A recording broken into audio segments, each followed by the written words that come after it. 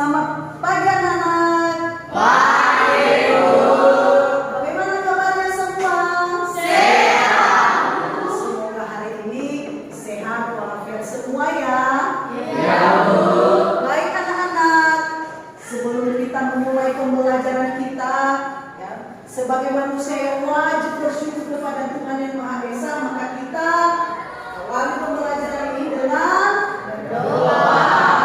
ya. Jadi untuk memimpin kita dalam doa, saya persilakan kepada anak saya Renata untuk membawa kita dalam doa sesuai agama dan kepercayaan kita masing-masing. Kepada anak saya Renata supaya ke depan.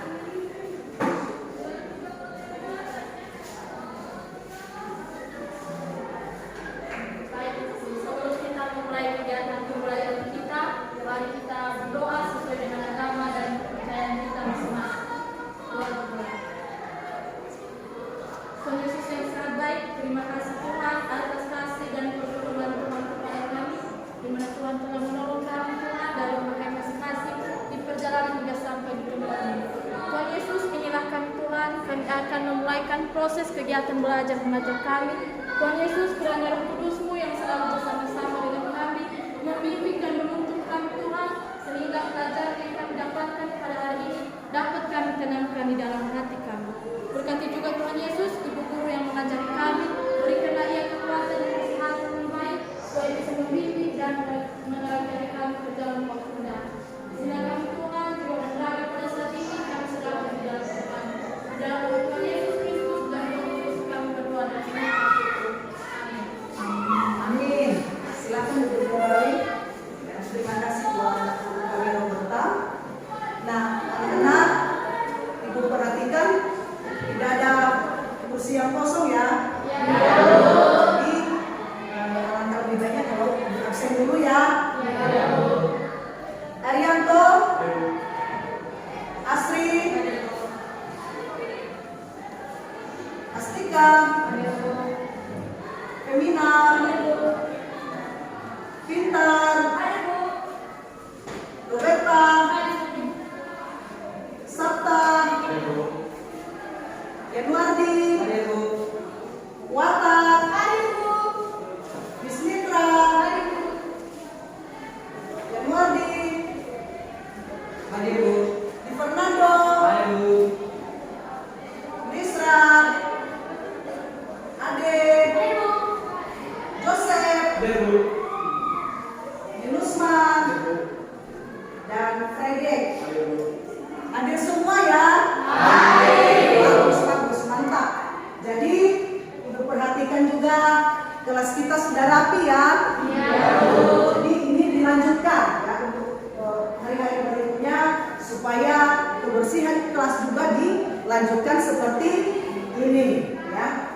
Jadi biar lebih semangat lagi anak-anak ya, kita bernyanyi dulu ya. Lagu Maju Tak Gentar.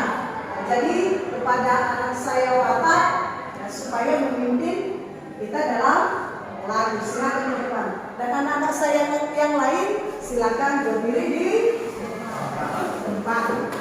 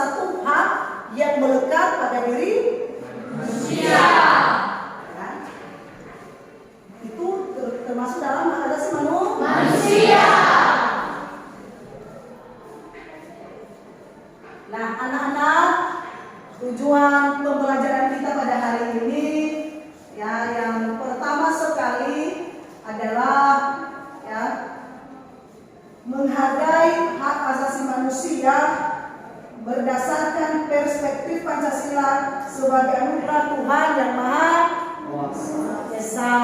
Ya, yang kedua, yang bersikap peduli terhadap hak asasi manusia. Yang ketiga, apa yang ketiga? Memahami konsep hak asasi manusia. Berikutnya menganalisis kasus-kasus hak asasi manusia. Berikutnya menganalisis pelanggaran-pelanggaran hak asasi manusia. Berikutnya lagi menganalisis pelanggaran hak asasi manusia dalam perspektif Pancasila dalam kehidupan berbangsa dan bernegara. Dan berikutnya lagi menganalisis upaya penegakan HAM yang terjadi di Indonesia. Dan yang terakhir menyajikan hasil analisis tentang pelanggaran hak asasi manusia. Jadi anak-anak itu tujuan pembelajaran kita pada hari ini. Nah, sebelum itu dulu anak-anak, coba perhatikan gambar ini.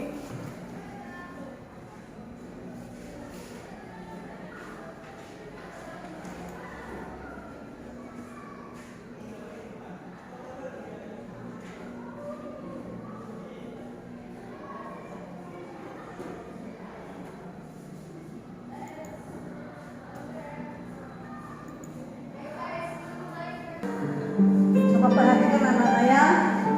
Ini gambar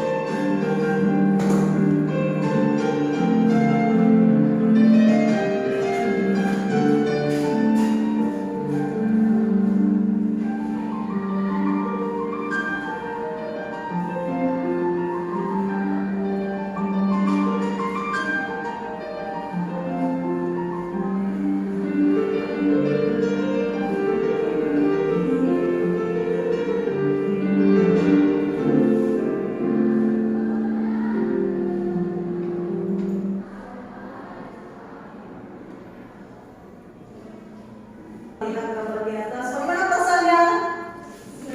Sedih. Itu adalah contoh-contoh kasus pelanggaran HAM yang terjadi di Indonesia. Nah, selanjutnya anak-anak,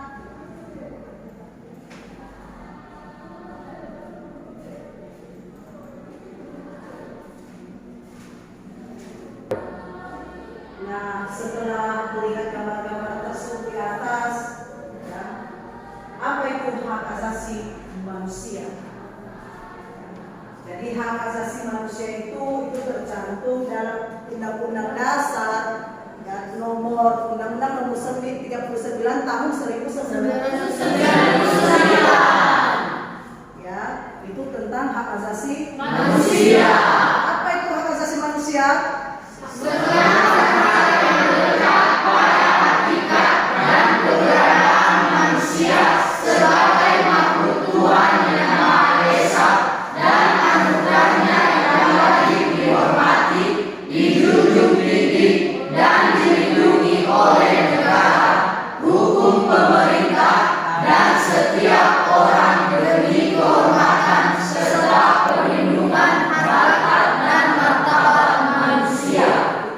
Konsep dari hak asasi manusia. Adalah undang-undang yang melindungi tentang hak asasi manusia.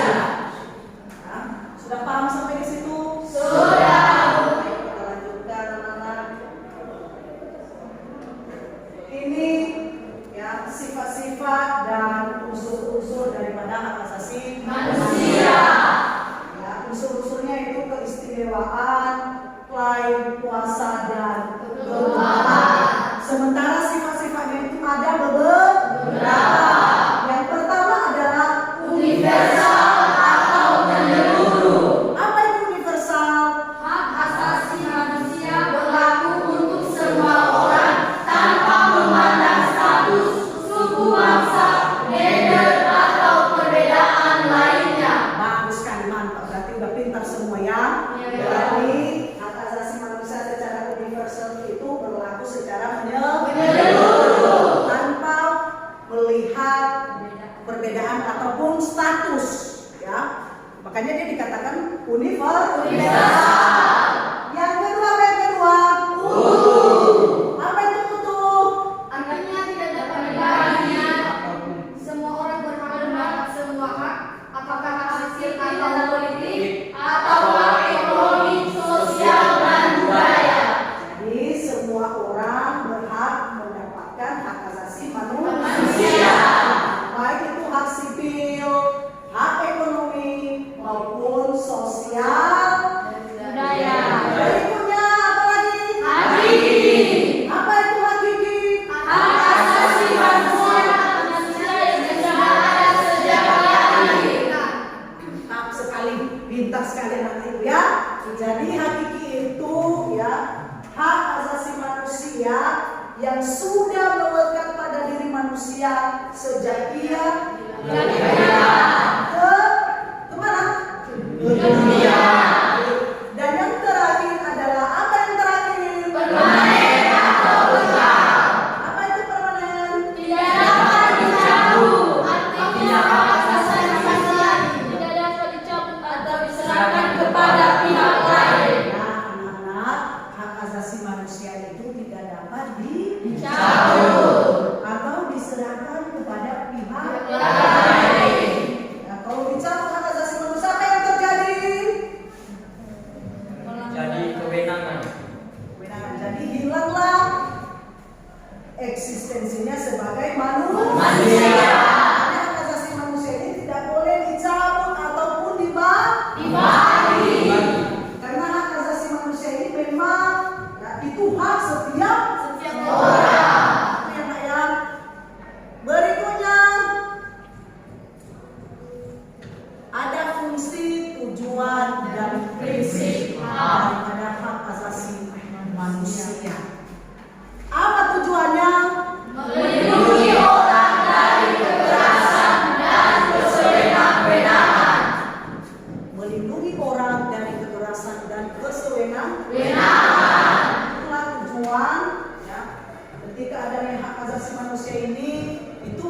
seluruh umat manusia.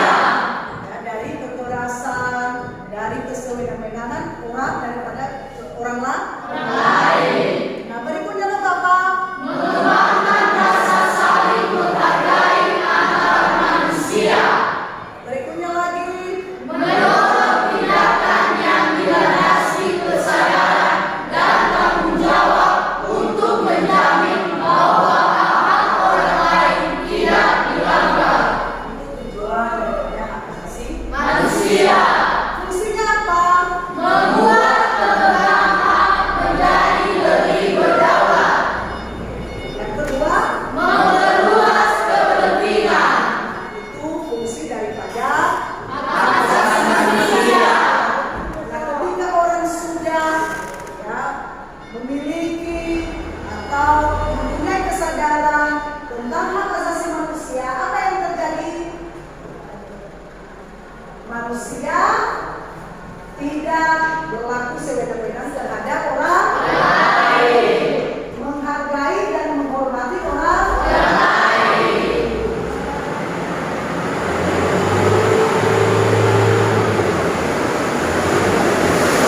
Hak asasi manusia dalam dasar negara, yaitu mulai dari sila pertama sampai kepada sila kelima. Sila pertama, Memeluk agama dan beribadah sesuai agama yang dianut. nah, jadi di sila pertama itu memberikan kebebasan kepada setiap orang untuk memeluk agama dan kepercayaan sesuai dengan Oke. Yang kedua, sila kedua, Pengakuan manusia sebagai individu dan sebagai makhluk sosial. yang sila yang ketiga, Setiap manusia mempunyai martabat dan hak yang sama. sila keempat, Hak untuk menyampaikan pendapat dan hak berkumpul dalam kegiatan musyawarah. sila yang kelima, Menghormati hak-hak orang lain. yaitu adalah hak asasi manusia Dalam dasar negara.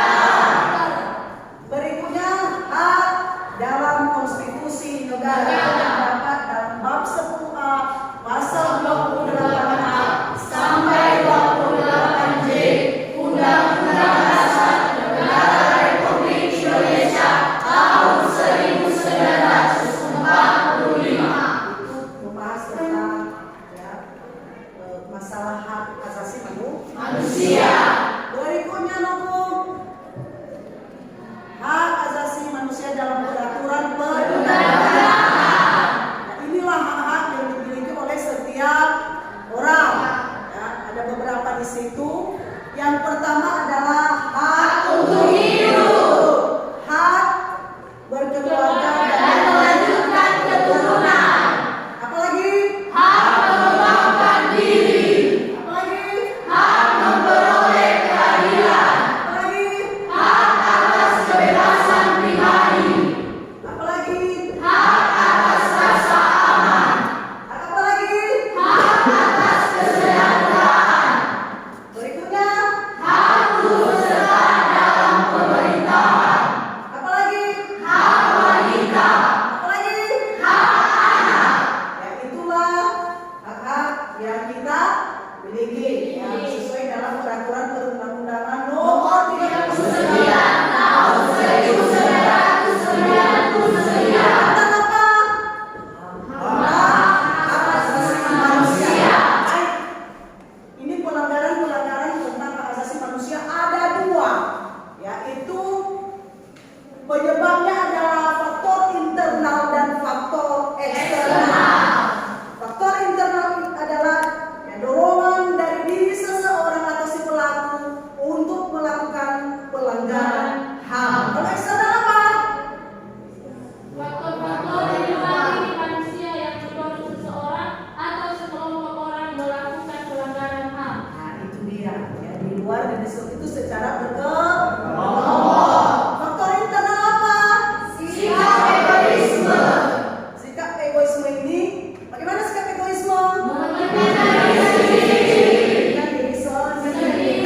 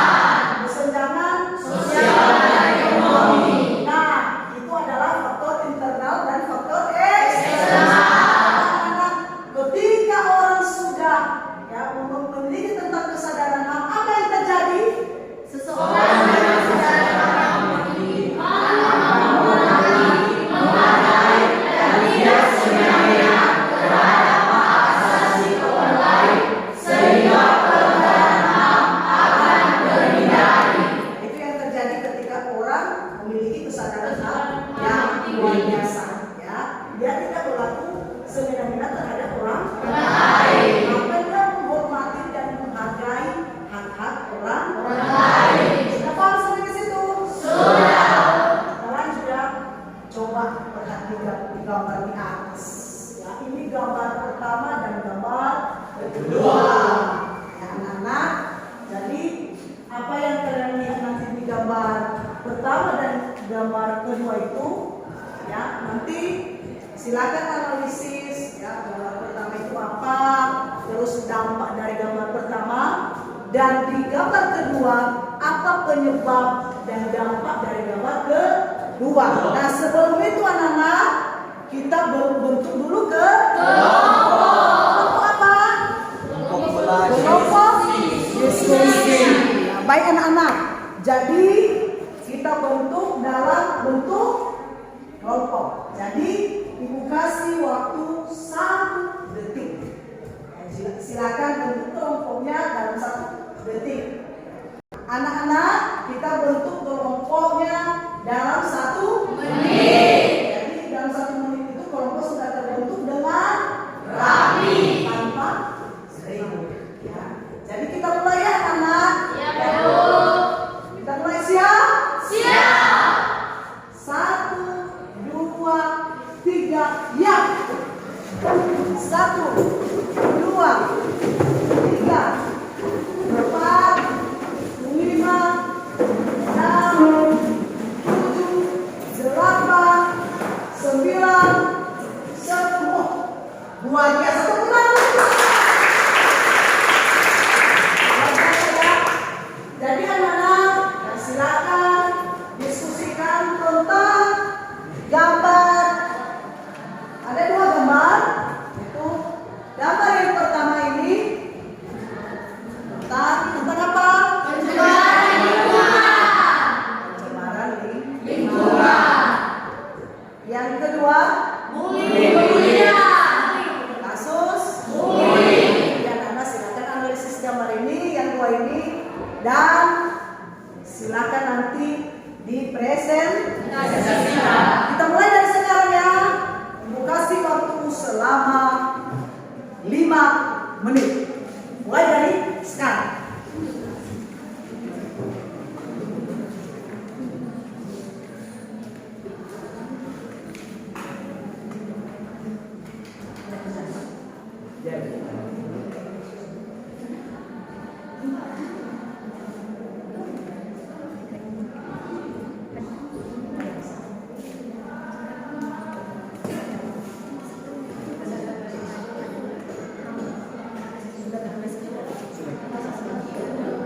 Bagaimana kalau kedua? Silakan.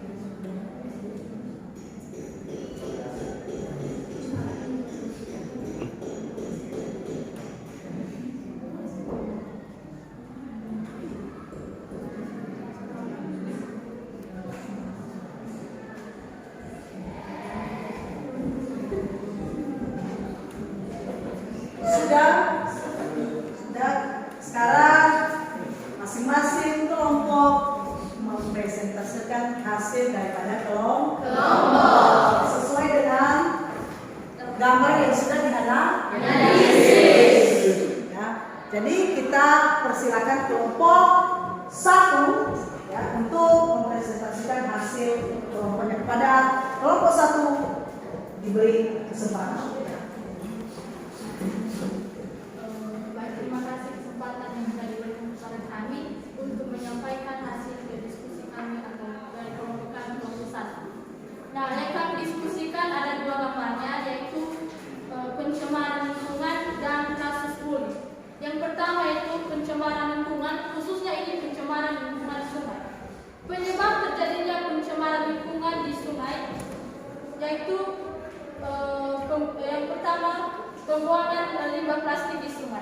Penyebabnya yaitu yang pertama tidak adanya tempat pembuangan limbah sehingga pabrik tersebut membuang limbahnya di sungai. Yang kedua, kurangnya kesadaran manusia akan kesehatan lingkungan. Yang ketiga, kurangnya kepedulian akan lingkungan yang bersih. Yang keempat, tidak adanya kepedulian terhadap hak kesejahteraan. Yang kedua, dampak atau akibat ketika sudah dilakukan pencemaran lingkungan atau pembuangan limbah plastik di sungai. Yang pertama yaitu rusaknya ekosistem di dalam air, seperti ikan akan mati dan hewan-hewan yang berada di dalam air atau sungai tersebut akan mati. Yang kedua, tercemarnya air bersih yang digunakan sebagai kebutuhan dan sumber air minum bagi manusia, sehingga akan menyebabkan penyakit, bahkan akan menyebabkan kematian karena rusaknya organ-organ tubuh karena mengonsumsi air yang telah mengandung racun. Gambar yang kedua yaitu kasus bullying. Penyebab kasus bullying menurut pendapat kami yaitu sebelumnya kasus bullying ini bisa seperti mempermalukan, menindas, memukul, mengejek, dan menyindir orang lain. Penyebabnya yaitu yang pertama sebagai bentuk balas dendam atau iri hati kepada orang lain. Yang kedua, tidak adanya rasa kepedulian baik dari guru, orang tua terhadap korban. Yang ketiga, kebiasaan mengejek orang. Yang keempat, haus akan kekuasaan. Maksudnya haus akan kekuasaan ini, seorang pembuli ingin memegang kontrol dan kendali, atau seorang pembuli ingin menguasai dan memerintah teman-temannya sehingga ia melakukan pembulian. Dampak dari pembulian yang pertama, gangguan psikologis seperti depresi, korban akan merasa sering cemas, korban akan terganggu tidur, bahkan korban dari kasus pembulian dapat melakukan bullying. Demikian saya ucapkan terima kasih. Nah, itu hasil dari kelompok 1. Tepuk tangan dulu. Jika ada tanggapan, ya, kemudian dari kelompok 2, 3, dan 4 disilakan untuk kelompok hasil kerja kelompok 1.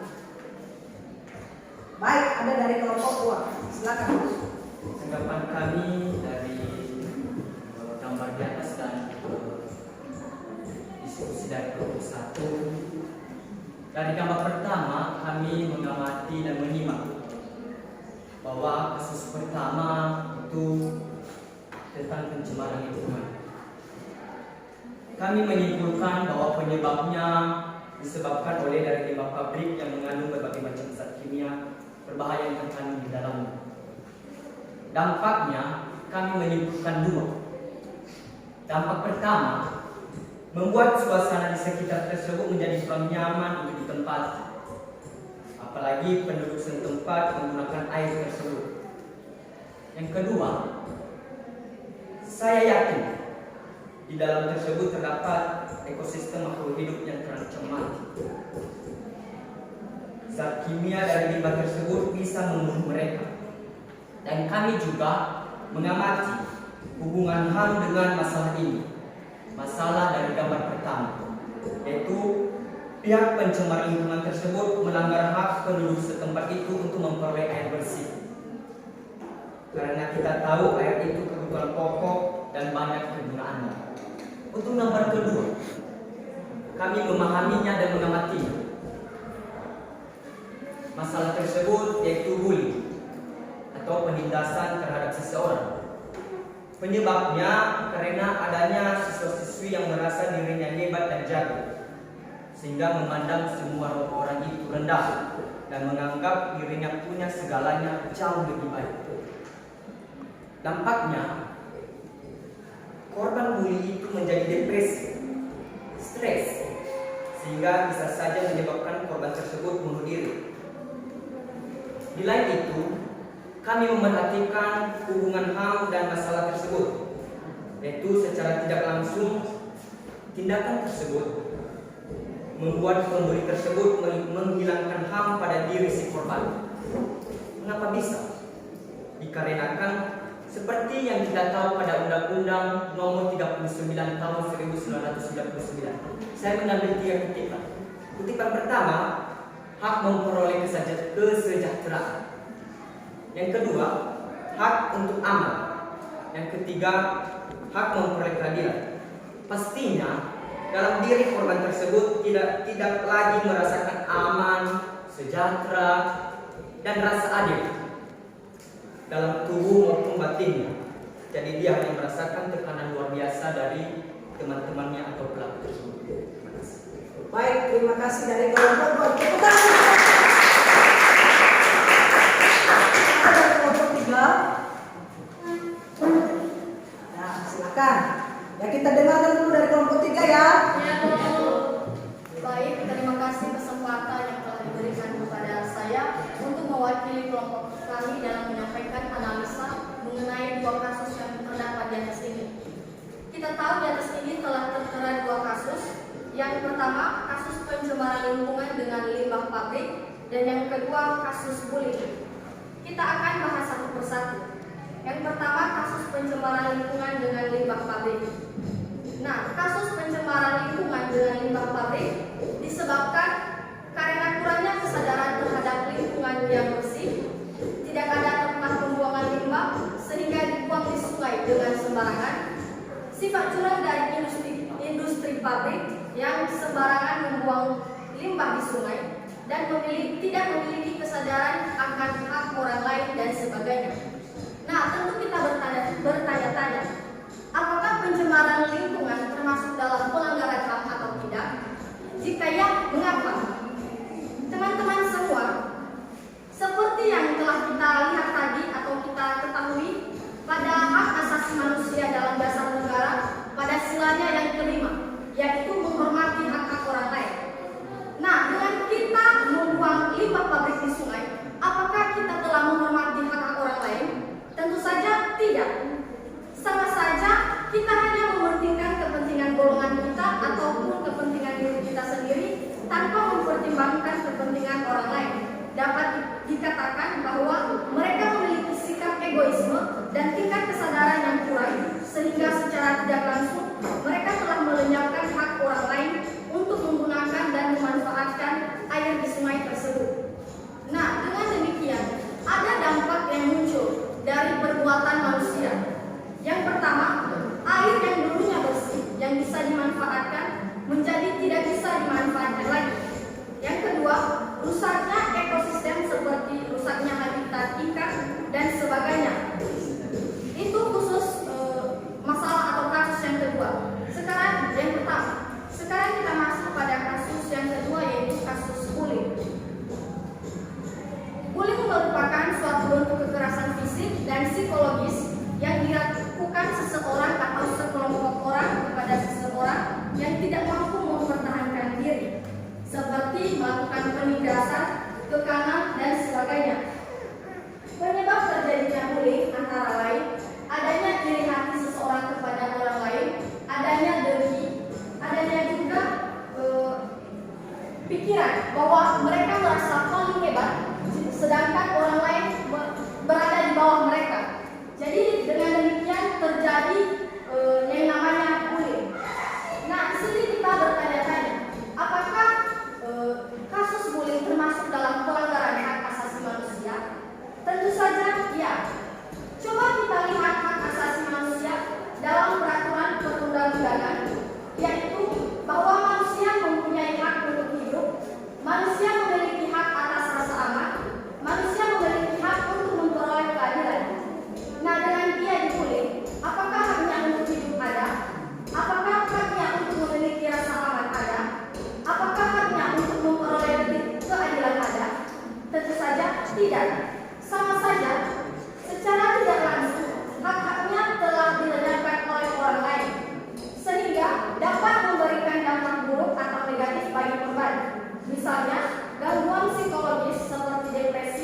dan gangguan kecemasan, stres, dan bisa saja berujung pada mengakhiri hidupnya.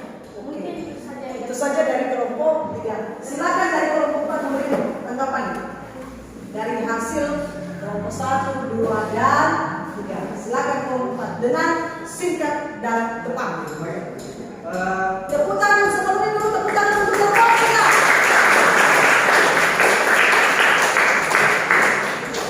Sebelumnya, terima kasih atas waktu dan kesempatan yang telah diberikan kepada kami. Langsung saja, hasil dari kelompok kami setelah mengamati kedua kasus pada gambar tersebut, mengenai kasus yang pertama, mengenai pencemaran lingkungan, khususnya di daerah sungai.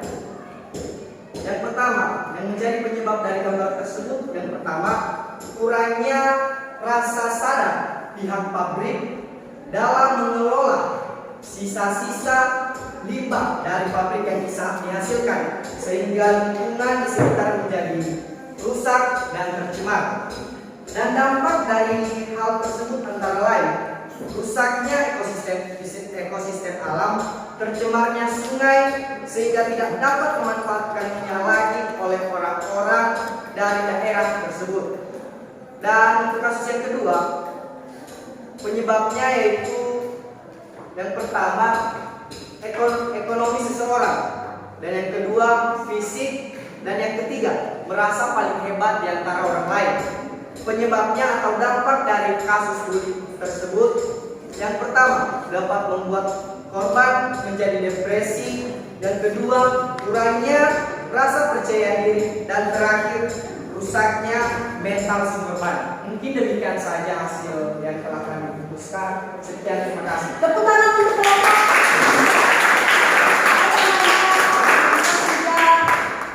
Setiap kelompok sudah mempresentasikan apa yang menjadi hasil daripada kelompok. Jadi setiap kelompok itu mempunyai pandangan yang berbeda.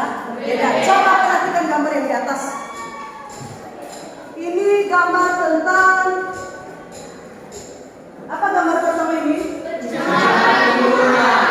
Pencemaran lingkungan yang disebabkan oleh Pihak pabrik, pembuangan limbah pabrik. Ya, apa dampak dari gambar di atas? salah satunya Ini dulu termasuk dalam pelanggaran HAM atau tidak? Iya. Pelanggaran hak asasi manusia. Ya.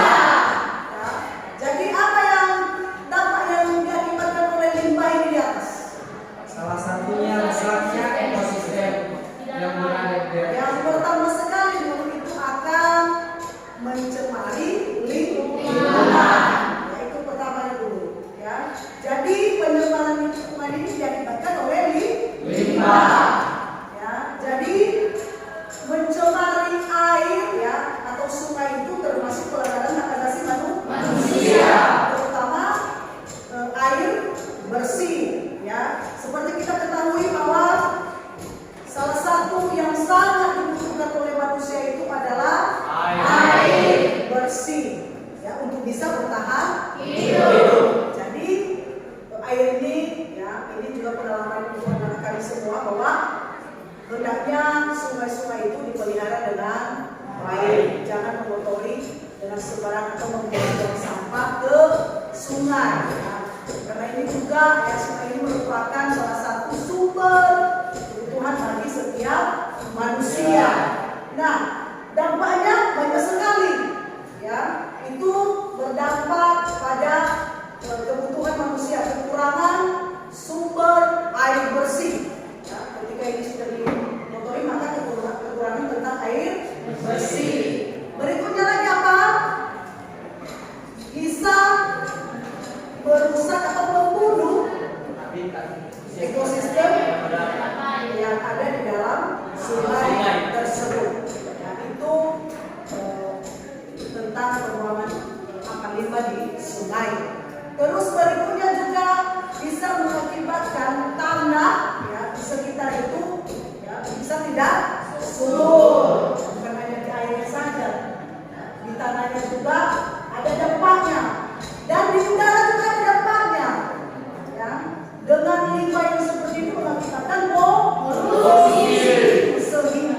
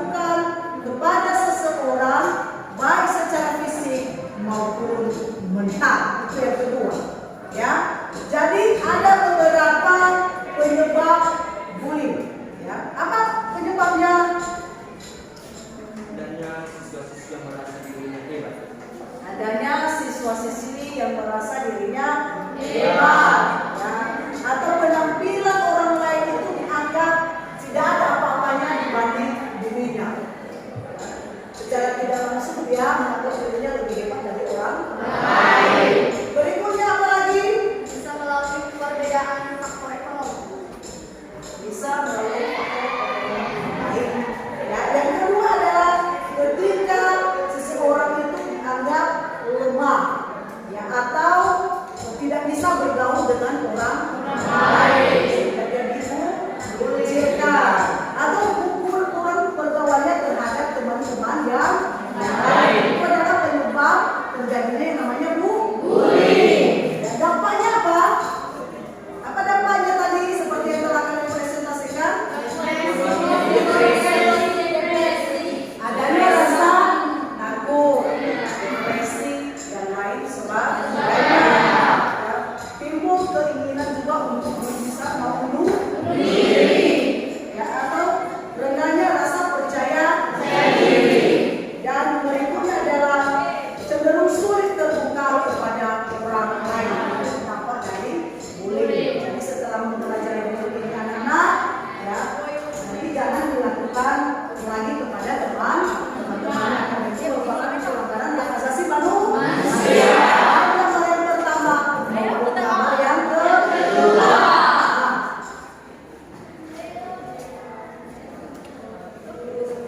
Ini kasus-kasus pelanggaran HAM, ya, pelanggaran HAM ringan dan pelanggaran HAM berat. Nah, ini pelanggaran HAM ringan ini adalah memaksakan kehendak kepada orang lain, meminta orang lain sependapat dengan dirinya, melarang orang lain beribadah, melarang seseorang mendapatkan informasi, dan melarang orang lain berpendapat.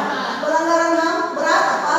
Kejahatan manusia dan kejahatan kemanusiaan. Ini contoh-contoh pelanggaran HAM seperti yang sudah kita kasih di video tadi, ya. Berikutnya akibat pelanggaran HAM, ini yang menciptakan diskriminasi dan ketidakadilan dan rasa dendam dan kebencian antara sesama.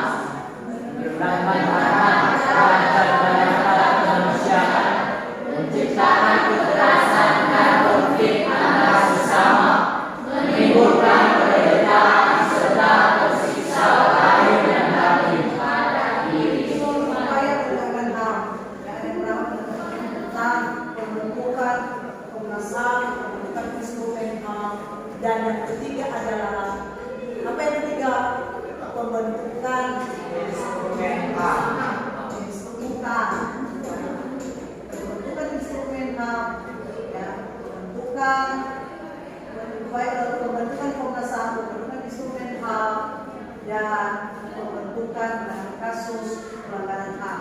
Yaitu apa? Tentang upaya penegakan HAM. Jadi itu saja materi kita pada hari ini, anak-anak. Ya, sebelum kita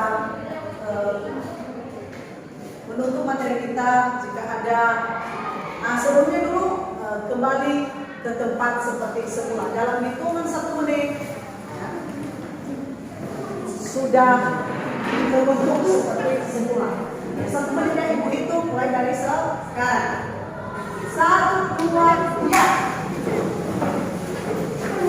1, 2, 3, 4, 5, 6, 7, 8, 9, 10. Tepuk tangan untuk kita.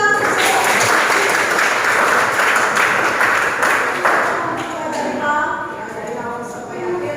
Ada yang kurang paham tentang HAM? Tidak. Paham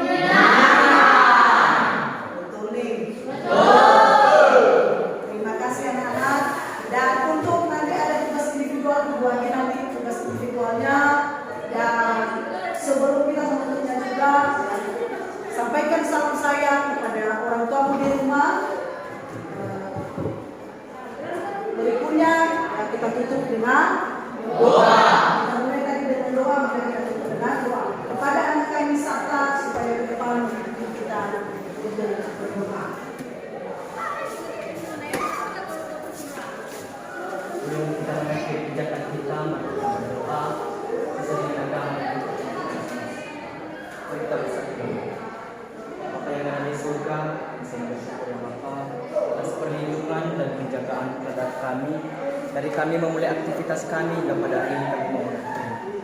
Semua pembelajaran, semua materi yang diberikan guru kami supaya menjadi bekal untuk masa depan kami. Kami tidak lupa berdoa ya Pak buat guru-guru kami yang mengajar kami pada hari ini. Begitu juga dengan pelayan-pelayan pemerintah, di sekolah, di PPA maupun di berbagai lembaga-lembaga lain. Pelayan-pelayan yang selalu menjaga kami ya Bapak, berikan kami kekuatan. Dan kami tidak lupa berdoa buat orang tua kami yang kami besarkan di rumah.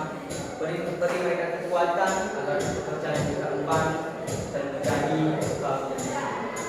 Dalam nama Tuhan Yesus Kristus kami berdoa. Amin. Terima kasih untuk kata-kata serta ini. Akan kepanjangan dari kita pada hari